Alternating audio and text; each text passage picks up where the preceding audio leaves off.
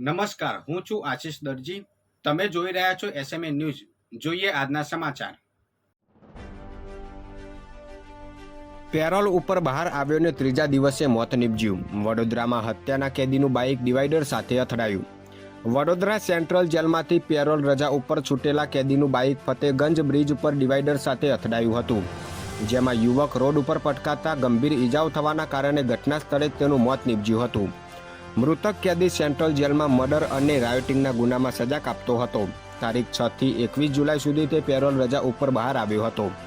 અકસ્માત બાદ ફતેગંજ પોલીસે અકસ્માતે મોતનો ગુનો નોંધીને વધુ કાર્યવાહી હાથ ધરી છે. સાબરકાંઠામાં મોડી રાત્રે મુશળધાર વરસાદ. પ્રાંતિજમાં રાત્રિએ 4.5 અને તલોદમાં 2 ઇંચ વરસાદ. રાત્રિએ નીચાણવાળા વિસ્તારોમાં પાણી ભરાયા. સાબરકાંઠા જિલ્લામાં છેલ્લા 24 કલાકમાં 8માંથી 2 તાલુકામાં ગત રાત્રિએ છૂટોછવાયો વરસાદ વરસ્યો હતો, જેને લઈને નીચાણવાળા વિસ્તારમાં પાણી ભરાયા હતા. જોકે વરસાદ બંધ થતાં પાણી ઓસરી ગયા હતા. સાબરકાંઠા જિલ્લામાં અસહ્ય ઉકળાટ અને બાફ વચ્ચે 8માંથી 2 તાલુકામાં છેલ્લા 24 કલાકમાં વરસાદ નોંધાયો હતો. સોમવારે રાત્રિ દરમિયાન ગાજવીજ, પવન અને વીજળીના ચમકારા સાથે પ્રાંતિજ અને તલોદ તાલુકામાં છૂટોછવાયો વરસાદ વરસ્યો હતો. પ્રાંતિજમાં અને આસપાસના ગ્રામ્ય વિસ્તારમાં છૂટોછવાયો વરસાદ વરસ્યો હતો. 500થી વધુ તબીબોનો કાળી પટ્ટી બાંધી વિરોધ. બરોડા મેડિકલ કોલેજના રેસિડેન્ટ અને ઇન્ટર્ન તબીબો સ્ટાઇપન્ડ વધારવાની માંગ. યોગ્ય નિર્ણય નહીં આવે તો આંદોલન કરશે.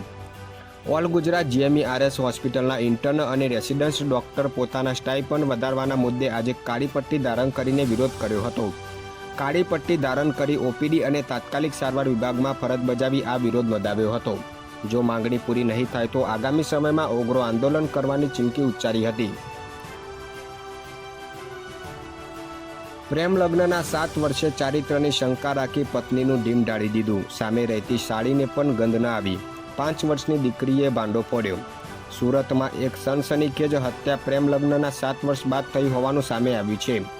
પતિએ ચારિત્રની શંકા રાખીને હત્યા કરી સિમેન્ટ કોન્ક્રીટનું થર કરી પત્નીની લાશ પ્લાસ્ટિકના ડ્રમમાં પેક કરી હતી. ત્યારબાદ તેને ભાનોદરા ગામની સીમમાં સચિનથી ડિંડોલી તરફ જવાના રોડ ઉપર સાઈડમાં ફેંકી દીધી હતી. ત્યારબાદ આ મર્ડર મિસ્ટ્રીમાં પોલીસે CCTV ફંફોસીને તથા ડ્રમના બેચ નંબરના આધારે આરોપીના ઘર સુધી પહોંચી હતી. જોકે આરોપીએ પોલીસને પણ ગોળમોળ વાતોમાં ફેરવીને લગભગ બચી જ જાત, પરંતુ તેની 5 વર્ષની દીકરીએ ભાંડો ફોડી દીધો હતો. તેની મમ્મી 5 દિવસથી ઘરે ન આવી હોવાનું કહેતા સમગ્ર બનાવનો પર્દાફાશ થયો હતો.